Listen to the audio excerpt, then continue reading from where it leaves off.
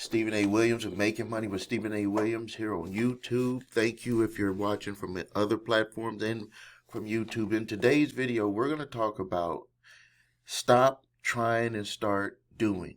And what I'm going to do is I'm going to show you a real life example using your body so you can understand what the difference between trying and doing is.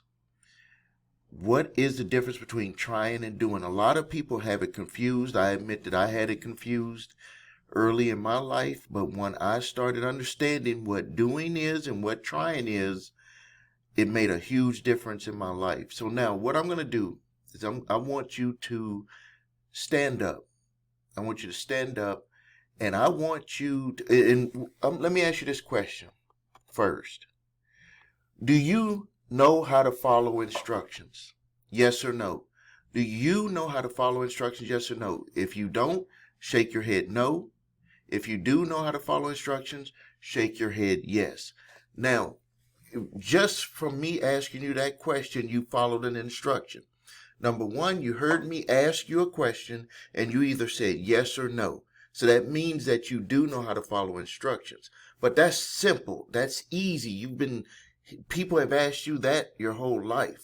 What I'm going to demonstrate to you is something that you are unaware of. And this is what's holding you back from being successful. Now, what I'm going to do is I'm going to ask you, I just asked you, do you know how to follow instructions? The first thing that I asked you to do from my instruction was to stand up.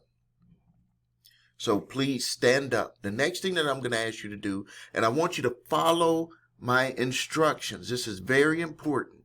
You follow what I instruct you to do. So the first thing I want you to do is I want you to stick your arm out just like this.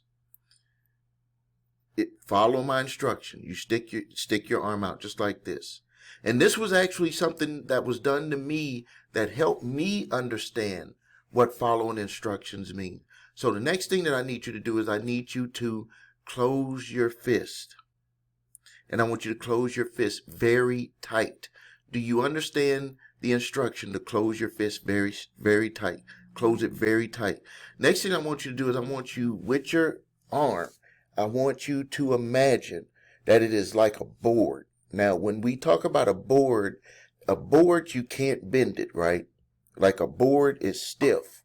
A board is rigid. Do you understand what I mean by stiff and rigid? Shake your head. Yes. So right now, I've instructed you to stick your arm, to first stand up. I instructed you to stick your arm out. I instructed you to ball your fist up tight. And I instructed you to keep your arm stiff and rigid. That's the instructions. If you've done that, you are very good at following instructions up to this point. Now, the next thing that I want to ask you to do is I want to ask you to try to bend your arm. I'm asking you to try to bend your arm. I'm asking you to try to bend your arm. Now, what I want you to do now is relax your arm and bring your arm down. Now, some of you may have understood what I just did to you. Some of you maybe didn't understand it. This is the difference between doing and trying. Now, every instruction that I gave you, from standing up to sticking your arm out, to balling up your fist tight, to making your arm stiff and rigid like a board, was all direct instructions that you were able to follow. And then I asked you a simple question, and I said, I want you to try to bend your arm. Now, I want you to say to yourself, as if we were in the room speaking to each other face to face, what is trying? When I gave you the instruction to try to move, to bend your arm, when I gave you that instruction, what did you actually do? If you kept your arm stiff and rigid and you understand the word trying is not to do anything, you would have stayed like this. If you bent your arm and I said, I want you to try to bend your arm, that could be that simple misunderstanding of what I asked you to do and what your thought process in the word of, in the meaning of what it means to you to try something, is that little bitty difference between success and failure. See, what I'm getting across to you is that there is no such thing as trying. You're either going to do it or you're not going to do it. And the mistake that most people make, and the mistake that I made early in my life, and the mistakes that I make now when I'm trying to move forward, is I have to get it out of my mind and stop using that word try. And what I do is I say, I'm going to do it. It's not, I'm going to try to get up and exercise this morning. I'm going to do it. What prepares me to be able to do the things that I want to accomplish in my life? Trying is not one of them. Good example. You want to be successful in business. You wake up in the morning and you try to be successful in your business. What is that? You wake up in the morning and you do the things that it takes to be successful in your business.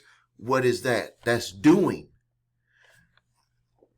I understand the way that our vocabulary is, the way that we use words, talking, and this is one of the biggest.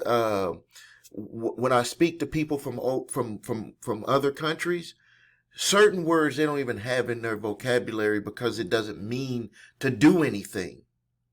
And the word try is like one of the most confusing words to our body, to our conscious and subconscious mind, because to try to do something is actually not doing it. My wife the other day, she asked me, she said, can you try to do something? And I was like, I'm gonna just do it. And she was like, that's what I wanted you to do. Usually because of how we can be a little bit, don't want people to tell us what to do. We don't try to run my life and all of this stuff. So sometimes people don't want to take instructions the way that they should be getting them. So we've inserted in the English vocabulary the word trying. So try to do some of your homework. Try to be successful. Try to get up and work out in the morning. Try to work out at night so you can, get some exercise and be in better shape. Try to do your business. Try to be successful. We use these words as a softener. But what's happened over time is that people have gotten confused with the word trying.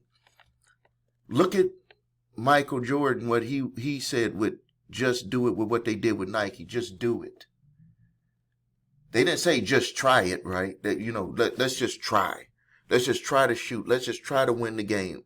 Let's just try to play hard. Let's just try to. Try is nothing. You either do it or you don't do it. So that's today's exercise. Quick, simple, straight to the point. Watch this video again so you can get a better understanding. The next part of your homework is you put something on paper. You do it. Put it on paper. One small thing that you want to change in your life, and do that over the next few days. You do it. Don't try to do it. That means that some of the times you're going to have to set up the circumstances to be able to do it. I'll give you a quick example. I get up in the morning and I work out in my gym. Guess what I do the night before?